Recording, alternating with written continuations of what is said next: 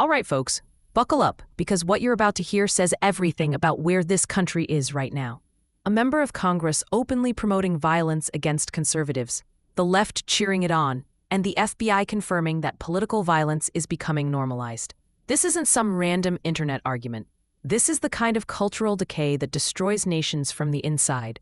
Stay tuned, because I'm breaking this down piece by piece, and trust me, you'll want to stick around to the end for what this means for every patriotic American. And before we dive in, hit that like button, subscribe, and share this video so more people see what's really going on in Washington. One more member, a few UC requests, and then you can, we'll let you go, but we appreciate that. The gentleman from Texas is recognized. Thank you again for taking the time, Director Patel, and for Chairman Jordan for holding this hearing. Thank you for depoliticizing the FBI and getting it back to its original mission as well. Director Patel, do you agree that we have a problem in the United States with politically motivated violence? Absolutely. And I very much agree. I think we can all agree that political violence is wrong, it's evil, regardless of which side it comes from, and that we can all adamantly and vehemently reject it, or we certainly should. But one of the things that we've noticed recently is that affinity and tolerance for political violence is not equally distributed on both sides of the aisle. In fact, right now, social media is filled with leftists who are cheering on the murder of an iconic conservative political figure, Charlie Kirk. And it's not just random people on Twitter doing this now. There's a YouGov poll released just a few days ago, which stated that 25% of those who identify as very liberal believe that political violence can sometimes be justified. That's far too many, is it not? It is. One is far too many. One is far too many. That's right. Only 3% of very conservatives said the same thing, and we can agree that 3% is far too many. But there's an astounding difference between 25% on the left accepting and tolerating political violence and 3% on the right. I would hope that our colleagues on the other side of the aisle would also recognize that there is a systemic problem on their side of the aisle with tolerance for violence against people with whom they politically disagree, that there is a cultural rot on their side of the aisle that needs to be addressed desperately. Would you agree with that? Yes. One of the more astounding aspects of this is that it's not just people. This comes from the very top, from their political leaders. Just a few days ago, a member of Congress of this body, Ilhan Omar, shared a video on her social media account about Charlie Kirk's murder, and I'll quote what it said. It said, "Charlie Kirk was Dr. Frankenstein, and his monster shot him through the neck." In other words, Charlie had it coming to him. The words that he said naturally led to his assassination. I mean, that is a reprehensible thing for a member of Congress to say, to suggest, to promote in any capacity. And there are people across this country who are losing their jobs for far less than this. And that, by the way, is a just response to acceptance and tolerance of political violence. It's amazing to me that the political left today, who were the originators and the cheerleaders of cancel culture, now have the backbone to attack conservatives for defending their assassinated friend. But there's a key difference here. Democrats want to silence conservatives for speaking obvious, self-evident ontological truths like that men aren't women and men can't get pregnant. That seems pretty basic. That seems like a basic truth that we should all be able to agree on.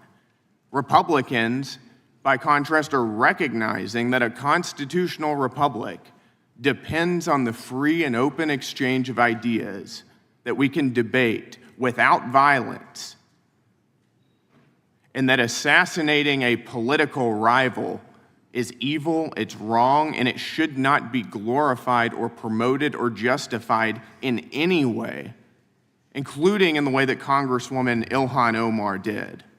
So Mr. Patel, thank you again for being here. I'd like to, with the remainder of my time, just get your opinion. Does the FBI recognize the rising threat of political violence in America, and what can you guys do to address it? Yes, we do. And what we can do to address it, Congressman, is we need to get online partnerships with these companies in the public space, on these gaming sites and on these social media sites.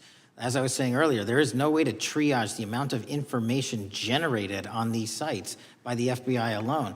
And we need the public-private partnership. And there's another law that's expiring, I think, at the end of this month, which I believe we need renewed, that allows private sector companies to report into the FBI without liability for criminal investigatory purposes. And that's the kind of stuff we need to keep going. Got it. Thank you, Director Patel. We really appreciate it. Thank you. Gentleman yields back. Mr. Chairman, Gentleman from Arizona. I have some UCs. Gentleman to state his request. So here's what went down.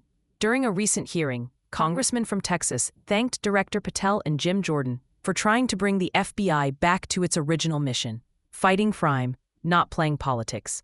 Finally, some common sense. But what came next hit like a sledgehammer. They revealed just how divided and dangerous the political climate in America has become. According to a new YouGov poll, 25% of self-identified, very liberal Americans actually believe political violence can be justified. Think about that for a second. 1 in 4 people on the far left believe it's okay to use violence if it serves their cause. On the conservative side, only 3%. Still too high, but nowhere close to that kind of insanity. The congressman pointed out the obvious. This isn't just about extremists on the internet. It's a cultural rot, and it's being fueled by leadership at the top of the Democratic Party. And then came the bombshell. Ilhan Omar, yes, the same Ilhan Omar who's made a career out of hating everything America stands for, shared a post about Charlie Kirk's murder that basically said he had it coming. The post compared Charlie to Dr. Frankenstein, whose monster shot him through the neck.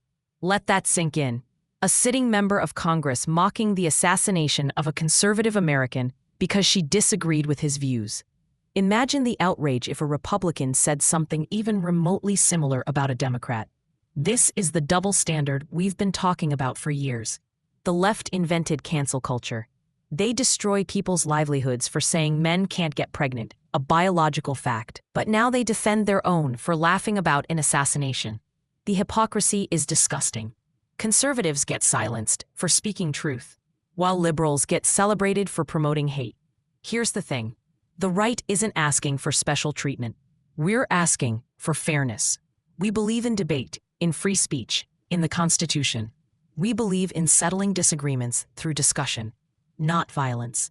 That's what makes a constitutional republic work. But when one side starts believing violence is acceptable, and when their leaders cheer it on, that's when democracy collapses into mob rule.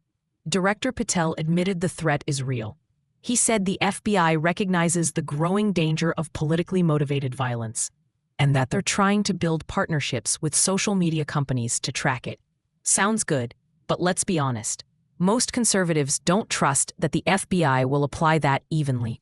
We've seen too many examples of selective enforcement. When the violence comes from the left, it's protest. When it comes from the right, it's domestic terrorism. We need the FBI to go after all political violence, not just the kind that fits their preferred narrative. He also mentioned a law that's about to expire, one that allows private companies to report potential threats directly to the FBI without liability.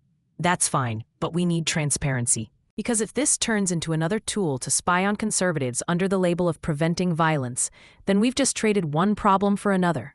At the end of the day, this hearing exposed 2 things. 1, that America has a serious cultural divide, not just political, but moral. And 2, that too many on the left no longer see violence as wrong if it helps them win. That's the real threat to democracy. Not Trump, not conservatives, not disinformation. The threat is a political movement that excuses hate when it serves their agenda. If we want to save this country, we've got to call it out, clearly, consistently, and unapologetically. Silence is not an option anymore. If you believe in truth, in law, in justice without bias, then stand with me. Hit like, subscribe, and share this video with everyone you know. Because if the left can justify violence today, what do you think they'll justify tomorrow?